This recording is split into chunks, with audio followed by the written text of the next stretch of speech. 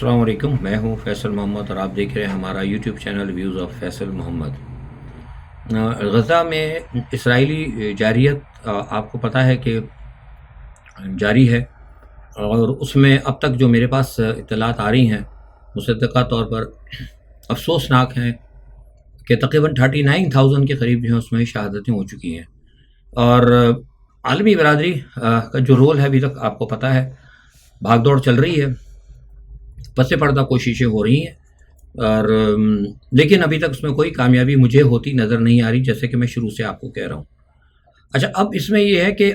ایک چیز جو ہے وہ دیکھنے والی وہ یہ کہ یمن کے بعد جس طریقے سے اب یمن نے مطلب اب ایک ایکشن لیا ہے، اس کے بعد جو ہے مجھے لگ رہا ہے کہ دوسرے ممالک جو ہے نا وہ از خود اب کہیں نہ کہیں اس کے اندر ہو جائیں گے، سکن ہو سکتے ہیں۔ مثال کے طور پہ میں نے کل بتایا تھا آپ کو کہ لبنان کی طرف سے بھی کہہ دیا گیا ہے اور کہ ہم اس اسرائیل کو جو ہے جو اس کا ایک پلان ہے اس میں ہم جو اسرائیل کی جو جارحیت ہے ہم اس کا جواب دیں گے۔ حزب اللہ نے بھی آلریڈی کہہ دیا ہے،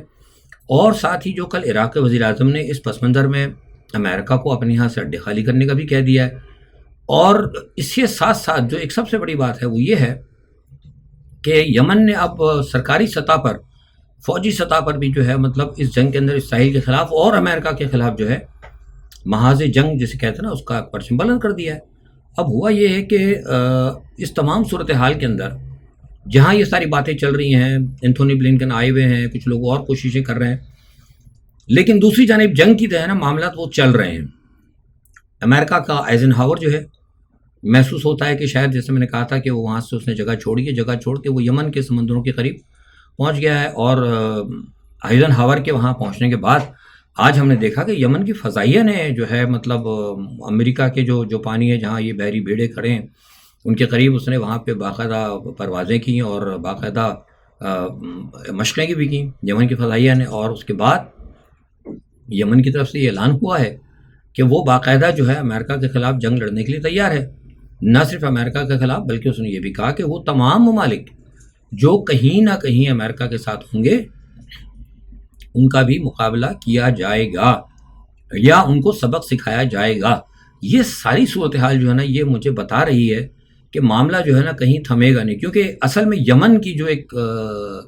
اصل میں وہ تھی نا کیا کہتے ہیں کہ ایک ریکویسٹ یا اس کی شرط کہ غزہ پہ حملے بند ہو جائیں، سو وہ بند نہیں ہوئے، اسٹل ابھی بھی جاری ہیں، کل بھی جاری ہوتے ہیں، آج بھی تقریباً جو غزہ میں جو بمباری گزشتہ 24 گھنٹوں میں یہ ہوئی ہے اس میں تقریباً 68 کے قریب لوگوں کی مزید شہادتیں ہوئی ہیں۔ تو یہ تمام صورتحال جو ہے نا یہ لگ رہا ہے کہ ایک طرف یہ محاذ بڑھے گا، ٹھیک ہے جناب۔ اچھا، ایک طرف تو یہ محاذ چل رہا ہے، اب دوبارہ جو ہے جیسے میں نے آپ سے کہا تھا کہ یوکرین اور وغیرہ کی جو جنگ چل رہی تھی، اور میں نے آپ سے کہا تھا کہ تیسری عالمی جنگ کا جو ہے نقارہ جو ہے کبھی بجتا ہے اور کبھی اس کی آواز تیز ہو جاتی ہے۔ اب میں گزشتہ 24 گھنٹے سے نا اس کی آواز میں پھر دوبارہ تیز میرے کان محسوس کر رہے ہیں کہ وہ جو ڈرم جو پیٹ رہا ہے نا بندہ تیسری جنگ عظیم کی، وہ اس کی پھر اس نے ذرا زور سے بجانا شروع کر دیا۔ اس کی وجہ یہ کہ گزشتہ 24 گھنٹوں کے اندر، بلکہ 48 گھنٹے میں کہوں تو مناسب ہوگا، میڈیا میں تو یہ خبریں نہیں آ رہی، روس نے جو ہے نا بڑے زبردست حملے کرنے شروع کر دیے یوکرائن کے اوپر، اور جو غزہ میں اسرائیلی جارحیت ہوئی تھی اور جس طرح اس پر عالمی برادری خاموش رہی ہے، یعنی اسپتالوں پہ انہوں نے مارا، اسکولوں پہ انہوں نے مارا، اسرائیل نے جو ایون پناہ گزین کیمپ تھے ان کو انہوں نے نشانہ بنایا، اقوام متحدہ کے جو تھے ادارے وہاں پہ لوگوں نے جا کے سویلینز نے جو پناہ لی ان کو بھی نشانہ بنایا گیا۔ ساری دنیا خاموش رہی، ایون اقوام متحدہ بھی خاموش رہا، سارے خاموش۔ تو روس کو حوصلہ ہو گیا، روس نے کہا کہ وہ یہ ایسا بھی ہوتا ہے طاقت کی بنیاد کے اوپر، تو پھر ہم کیوں نہیں بھائی۔ تو نتیجہ کیا ہوا کہ روس نے بھی اب اٹھا کے دبا دب جناب گزشتہ 48 گھنٹوں سے وہ قہر برسانا شروع کیا ہے نا یوکرائن کے اوپر، کھنڈر بنا دیا ہے اس نے کیف کو، دارالحکومت کو۔ نہ اب رشیا چھوڑ رہا ہے اسپتال، نہ رشیا چھوڑ رہا ہے اسکول، نہ رشیا چھوڑ رہا کوئی شہری علاقے، کیونکہ اس کو پتا ہے کوئی اب کیسے جائے گا ہیومن رائٹ کی عدالت میں، کیسے جائے گا انسانی حقوق کی عدالت میں، کیسے جائے گا کوئی یونائٹڈ نیشن میں، کیسے جائے گا کوئی سلامتی کونسل میں۔ بھائی ہم یہاں چیخ کے مر گئے کہ وہ مسلمانوں کے ساتھ نسل کشی ہو رہی ہے، ساری دنیا چیخ رہی ہے، کسی نے نہیں سنی، تو اس کے لیے اجازت ہے، میرے لیے پابندیاں؟ نو، ایسا نہیں ہو سکتا کبھی، ٹھیک ہے جناب۔ نتیجہ کیا ہے کہ ادھر یہ معاملہ ادھر تیز ہو گیا، دو محاذ آ گئے۔ اب تیسری طرف آپ آ جائیں کہ ایک طرف میں یہ دیکھ رہا ہوں کہ سارا معاملہ بن رہا ہے، لیکن دوسری طرف نارتھ کوریا جو ہے نا، اس نے اچانک گزشتہ 48 گھنٹوں سے جو ہے نا شمالی کوریا کے درمیان اور نارتھ کوریا کے درمیان بڑے زبردست معاملات جو ہے گڑبڑ ہو گئے۔ شمالی کوریا نے نارتھ کوریا کی طرف جو ہے شمالی کوریا نے ساؤتھ کوریا کی طرف تقریباً کو 200 کے قریب جو ہے بم انہوں نے میزائل جو ہیں چلائے اور ان کے سرحدی علاقوں پہ، اور ان کو ایک بہت بڑا چیلنج دیا۔ اس میں سنا کچھ نقصان ہوا ہے، بتا نہیں رہا، کیونکہ آپ کو پتا ہے کہ جو میڈیا ہے وہ سارے کا سارا ویسٹ کے پاس ہے، میرے اور آپ کی ہے، کسی کے اور معاف کیجیے گا کسی کنٹرول میں تو نہیں ہے۔ تو یہ بتا رہے ہیں کہ وہاں پر پھینکا، لیکن جو کچھ نقصان ہوا ہے میں نے پتہ کیا اپنے طور پہ، کیونکہ شمالی کوریا سے خبر نکالنا بڑا مسئلہ ہوتا ہے، ان کا بڑا سوفسٹیکیٹڈ سسٹم ہے۔ تو بہرحال کچھ پتہ لگا ہے کہ نقصان ہوئے ہیں، اور نارتھ کوریا اور شمالی کوریا اور نارتھ کوریا دونوں کے درمیان خبر نکالنا ذرا مسئلہ ہوتا ہے۔ ساؤتھ کوریا سے تو مل جاتی ہے، لیکن شمالی کوریا سے نارتھ کوریا سے نہیں ملتی بالکل۔ تو بہرحال ساؤتھ کوریا سے پتہ لگا کہ کچھ نقصان ہوا ہے، لیکن انہوں نے اس کو چھپایا ہے۔ تو اچھا، اس تمام صورتحال کے بعد جو ہے جیسے اس نے دیکھا کہ سارے ان کے جو 200 بم تھے جو ان کے اہداف تھے کامیاب تھے، اس کے فوراً بعد جناب کم آن ینگ نے نا فوری طور پر کل جو ہے نا دورہ کیا ہے ہنگامی سطح پر تمام اسلحہ ساز فیکٹریوں کا، اور ان کو خطرناک ترین بیلسٹک میزائل تیزی کے ساتھ بنانے کا آرڈر کیا ہے۔ ان کے پاس آلریڈی بیلسٹک میزائل ہیں، امریکہ نے منع کیا تھا لیکن وہ نہیں رکا، ان کے پاس آلریڈی ہیں، ان کے سٹور میں ہے، لیکن انہوں نے کہا کہ بڑی تعداد میں بناؤ۔ اس سے یہ لگتا ہے کہ اب کم آن ینگ نے بھی فیصلہ کر لیا ہے کہ وہ بہت جلد جو ہے نا ساؤتھ کوریا کے اوپر اٹیک کر دیں گے۔ یہ اب کنفرم بات ہوتی جا رہی ہے، ان کا یہ بتاتا ہے، اور جو وہاں کے جو لوگ بیٹھے ہوئے ہیں نارتھ کوریا کے نہیں ساؤتھ کوریا کے، کیونکہ نارتھ کوریا سے مطلب کہ خبر نکالنا بڑا مسئلہ ہے، لیکن ساؤتھ کوریا کے لوگ جو ہیں اینالسٹ جو ہیں ڈیفنس وہ یہ کہتے ہیں کہ یار ہمیں لگتا ہے کہ کچھ ہو سکتا ہے۔ تو دوسرا محاذ یہ آ گیا۔ اچھی، اسی کے ساتھ تیسرا محاذ جو ہے نا، جو میں آپ سے کہہ رہا ہوں نا کہ تیسری جنگ کے جو میں نقارے سن رہا ہوں، اس کی وجہ میں آپ کو بتا رہا ہوں، وہ یہ ہوا کہ چین نے جو ہے اپنے سمندروں کے اندر یعنی ساؤتھ چائنا سی کے قریب جو ہے نا اس نے امریکی جہازوں کو نشانہ بنانے کی پریکٹس شروع کر دی ہے، اور بڑے پیمانے پہ پریکٹس جناب انہوں نے شروع کی ہے، اور اس میں بڑے کامیابی سے انہوں نے اپنے اہداف کو کیا ہے۔ اور لگ ایسا رہا ہے کہ ساتھ میں جو ہے مطلب تائیوان نے بھی تیاری کرنا شروع کر دی، اور تائیوان کے جو وزیر جنگ کا جو بیان ہے اس نے کہا کہ ہمیں محسوس ہوتا ہے کہ یہ جو یوکرین کی جنگ کے بعد جس طرح روس کی حوصلہ افزائی ہوئی اور جس طرح یہاں پر اسرائیل نے اپنے اہداف حاصل کیے ہیں، تو ہمیں لگتا ہے کہ کیونکہ اب وہ تو یہی کہہ رہے ہیں کہ اہداف حاصل کیے، لیکن میرے نزدیک کوئی اہداف تو حاصل نہیں ہوا ان کا، لیکن بہرحال یہ ایک اہداف تھا کہ بھئی مسلمانوں کو وہاں سے نکال دیں، ان کی نسل کشی کر دیں، ساری دنیا کے اندر مسلمانوں کے اندر جو صورتحال ان کو کمزور کر دیں، ایگزیکٹلی انہوں نے دیکھ لیا۔ بہرحال یہ ان کا نقطہ نظر ہے، تو ادھر انہوں نے بھی کام تیز شروع کر دیا ہے، اور جاپان کے قریب جو ہے، جاپان کے سمندروں کے قریب چین کے خطرناک بمبار طیاروں نے جناب کل گزشتہ جو ہے نا اڑانے بھری ہیں۔ تو یہ جناب آپ کو جو میں بتا رہا تھا کہ غزہ میں یہ معاملہ، یوکرین روس کی جنگ، نارتھ کوریا اور ساؤتھ کوریا کے درمیان جو معاملات، اور پلس یہ جو آپ کا یہ چل رہا ہے ریڈ سی کے اندر، بحر احمر کے اندر ساری کارروائیاں، اور یہ ادھر یہ چائنا کے ساتھ جو سارے معاملات ہیں، یہ مجھے لگ رہے ہیں کہ دنیا کہیں باقی پھر جو ہے جیسے میں نے کہا تھا نا کہ 2024 کے اندر بڑی جنگوں کی طرف جا رہی ہے، مجھے لگ رہا ہے کہ کام دوبارہ شروع ہوگا۔ اسی وجہ سے میں نے کہا تھا آپ کو کہ میں دوبارہ میں سن رہا ہوں کہ کوئی تیسری جنگ کے جو ہے نا نقارے پھر ذرا زور سے بجنے شروع ہو گئے۔ پہلے بجنے شروع ہوئے تھے، لیکن شاید بجانے والے نے دیکھا کچھ نہیں ہو رہا تھا، وہ تھک کے بیٹھ گیا، اس کے ہاتھ تھک گئے ہوں گے، یار ظاہر ہے ڈھول بجائے گا ٹائم تو لگے گا۔ مجھے لگ رہا ہے کہ اس کو اب تھوڑا سا ٹائم مل گیا ہے، اور اس نے پھر زور سے بجانا شروع کر دیا۔ بہرحال دیکھیے اللہ بہتر کرے گا۔ اچھا، دوسری طرف یہ کہ بنگلہ دیش کی حسینہ واجد جو ہے نا وہاں پہ جناب مجھے لگ رہا ہے کہ دوبارہ آ جائیں گی، کیونکہ بنگلہ دیش کے اندر تمام پارٹیوں نے سیاسی جو معاملات ہیں ان کا انتخابات کا بائیکاٹ کیا تھا، تو اب مجھے لگ رہا ہے کہ شاید وہ آ جائیں دوبارہ۔ اور میرا خیال ہے، وہ مائٹ بھی ہو سکتا ہے، میرا تجزیہ میں خبر نہیں ہے، میں نے کوشش نہیں کی، ایمانداری کی بات ہے، لیکن میں تجزیہ جو تھوڑا بہت دیکھا ہے میں نے، مجھے لگتا ہے کہ شاید حسینہ واجد دوبارہ کامیاب ہو جائیں، کیوں وہاں الیکشن آج ہو رہے ہیں اور تقریباً ختم ہی ہو گئے ہوں گے۔ اب ہمارے الیکشن کی بات آئی تو یار پاکستان کے تو الیکشن آپ کو ہوتا ہے نا، پھر ضرور اس کے بغیر اگر الیکشن کا نام ہو اور پاکستان کا نام نہ تو پھر مزہ نہیں آتا، کچھ تھوڑا سا ایسے رہتا ہے کہ جیسے آپ نے وہ چارٹ بنائی اور اس کے اندر کہتے ہیں نا کھٹائی بٹائی کم ہو جاتی ہے۔ تو پاکستان کا نام ہو، الیکشن کا ذکر ہو، دنیا میں کہیں بھی اور پاکستان کا ذکر نہ ہے تو ذرا کچھ پھیکا سا رکھتا ہے ماحول۔ تو پاکستان میں بھی الیکشن کی بڑا گرما گرمی ہے، اور آپ کو میں نے بتایا تھا کہ سینٹ کے اندر تو انہوں نے شرلی چھوڑ دی تھی جناب کہ الیکشن جو ہے منسوخ ہونے چاہیے، اور وہ اب سننے میں یہ آیا ہے کہ جنہوں نے یہ کیا تھا ان کے خلاف جناب سپریم کورٹ کے اندر ایک اپیل بھی ڈال دی گئی کہ جناب انہوں نے تو مطلب کیا کہتے ہیں سپریم کورٹ کے حکم کی خلاف ورزی کی، کیونکہ سپریم کورٹ نے کہہ دیا تھا کہ 8 فروری کو ہونا وہ تو پتھر پہ لکیر ہے۔ خیر یہ لفظ نہیں کہنا چاہیے پتھر پہ لکیر، میں کہتا ہوں میرے نزدیک یہ لفظ غلط کہنا ہے، کیونکہ پتھر پہ لکیر وہی ہوتی ہے جو اللہ نے اور اللہ کے رسول نے کہی ہو، باقی کسی انسان کے لیے لفظ کہنا پتھر پہ لکیر میرے نزدیک غلط ہے۔ بہرحال اگر میں غلط ہوں تو مجھے آپ معاف کر دیجیے گا، بلکہ میری وضاحت بھی کر دے گا، میری تصحیح کر دے گا آپ لوگ مجھے سنتے ہیں، آپ لوگ سے میں سیکھتا ہوں کہ کیا واقعی کسی انسان کو لفظ کہنا چاہیے کہ پتھر پہ لکیر۔ ہاں یہ کہہ سکتے ہیں کہ بھئی پکی بات ہے اور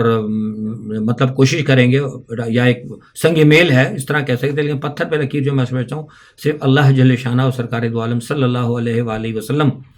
کی بات جو ہے وہ پتھر پہ لکیر ہو سکتی ہے۔ بہرحال ایک میرا خیال تھا۔ اچھا اس پس منظر میں بتا رہا تھا کہ وہ چیلنج ویلنج کر دیا انہوں نے، اب دیکھیں کیا ہوتا ہے۔ ابھی تک جو ہے سپریم کورٹ کی طرف سے اس پہ کوئی ہل جل نہیں ہوئی، لیکن کچھ لوگ ادھر ادھر سے آوازیں آ رہی ہیں جو اس موو کو صحیح کہہ رہے ہیں۔ دیکھیے اب مسئلہ یہ ہے کہ الیکشن تو ہوگا، میں لگتا ہوں 100% کروائیں گے یہ، کیونکہ میں نے آپ کو پہلے ہی بتا دیا، سارا وی لاگ چھوٹا ہوتا ہے، دوبارہ پرانی باتوں کا ذکر نہیں کروں گا، کیونکہ ان کو آرڈر ہو چکا ہے الیکشن کرائیں چاہے جیسے بھی کرائیں۔ لیکن اصل میں جس سے کسی پکڑ دھکڑ کر رہے تھے تو وہ ساری دنیا کے اندر لوگوں نے دیکھا، اور پھر عمران خان کا جو آرٹیکل ہے وہ ایسے صحیح معنی پہ نکلا ہے نا، جب وہ کہتے ہیں نا شر کر کے، تو میں نے آپ کو کیا کہا تھا، میں نے کہا کہ ساری دنیا میں جو پکڑ دھکڑ ہو رہی ہے لوگ اسے دیکھ رہے ہیں اور مانیٹر کر رہے ہیں، لوگ کہہ رہے ہیں کہ جناب یہ صحیح نہیں ہو رہا۔ اس کے بعد عمران خان صاحب کا جو آرٹیکل آ گیا اس میں بھی ساری باتیں لکھی تھیں، تو میں نے آپ کو بتا دیا تھا جس دن آرٹیکل چھپا تھا کہ اس آرٹیکل کا اثر ہونا شروع ہو گیا ہے، جس کے نتیجے کے اندر ہو سکتا ہے کہ بہت سارے لوگوں کے کاغذات نامزدگی منظور ہونے شروع ہو جائیں گے، سو وہ منظور ہونے شروع ہو گئے۔ اب نظر آ رہا ہے کہ بھائی کہیں نہ کہیں پی ٹی آئی کو بھی الیکشن میں حصہ لینے کا موقع ملے گا، لیکن ایک بات یہ ہے کہ پی ٹی آئی کو پتہ ہے کہ جن کے کاغذ منظور ہو گئے پھر بھی ان کے ساتھ کوئی نہ کوئی مسئلہ ہوگا، تو لہٰذا انہوں نے یہ اسٹریٹجی استعمال کی ہے کہ وہ اپنے جو امیدوار ہیں ان کے ناموں کو یا رکھ رہی ہے۔ میں سمجھتا اچھی چیز ہے،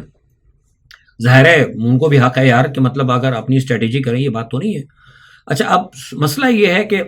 الیکشن کی جو بات میں کر رہا ہوں اس میں کہ سپریم کورٹ اور بیوروکریسی بھی میں بتا دوں آپ کو، اس کا خیال ہے کہ الیکشن ہونا چاہیے بالکل، اور سپریم کورٹ بھی چاہتی ہے، بیوروکریسی بھی چاہتی ہے، اور پیپلز پارٹی بھی کہیں نہ کہیں چاہتی ہے کہ الیکشن ہو جائے۔ مسلم لیگ کے اندر تقسیم ہے، میں آپ سے بتا رہا ہوں مسلم لیگ نواز میں تقسیم ہے، مجھے جو معلومات جو ہے اس میں تقسیم ہے، کچھ لوگ چاہتے ہیں ہو جائے، کچھ لوگ کہتے ہیں کہ یار نہ ہو تو اچھا ہے۔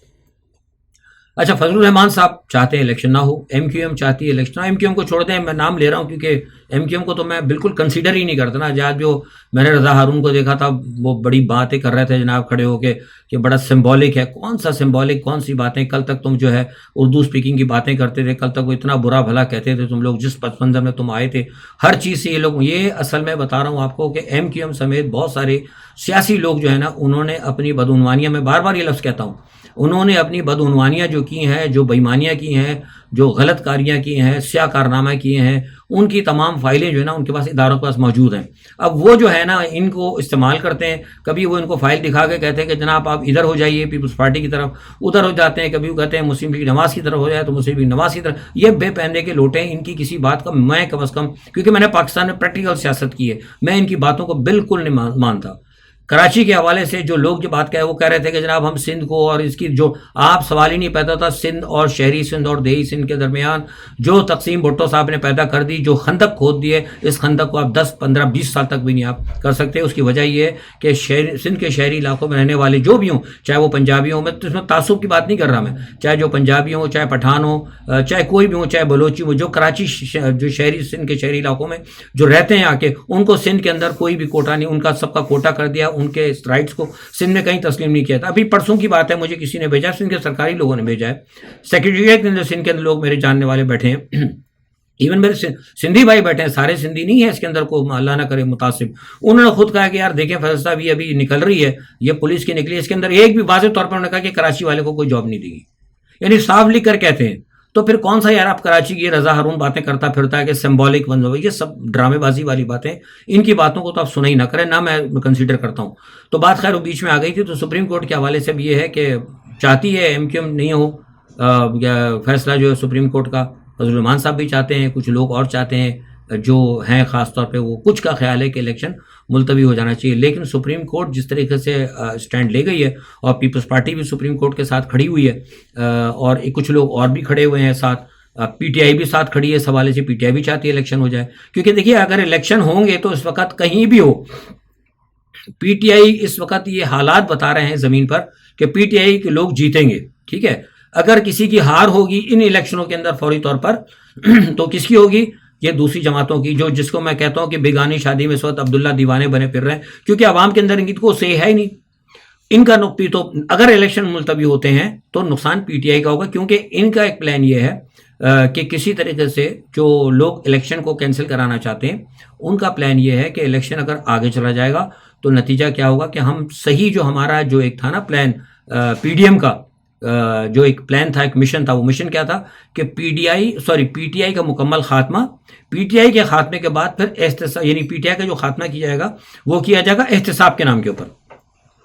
یعنی کہا یہ جائے گا کہ ہم احتساب کر رہے ہیں, احتساب کے نام پر پی ٹی آئی کو خاتمہ کیا جائے گا, اور اس کے بعد جب دیکھیں گے پی ٹی آئی بالکل ختم ہو گئی اور ان کے لوگوں کو ڈرا کے دھمکا کے جب ان کے اثرات بالکل ختم کر دی جائیں گے پھر الیکشن ہو. یہ پی ڈی ایم کا پلان تھا. تو یہ لوگ جو ہے نا, مطلب مولانا فضل الرحمان صاحب اور کچھ پی ڈی ایم کے لوگ آگے پیچھے اور کچھ اور لوگ چاہتے ہیں کہ اس پلان پہ پہلے مکمل عمل درآمد ہو جائے, عمران خان کو سزا ہو جائے, پی ٹی آئی کے اندر ٹوٹ پھوٹ ہو جائے, پی ٹی آئی میں گروپنگ ہو جائے, یہ بالکل جیسے کہتے ہیں نا وہ پنجابی میں لیر ہو جائے. دین مطلب یہ ہے کہ ہم جا کر اپنا الیکشن کرائیں. یہ ان کا پلان ہے.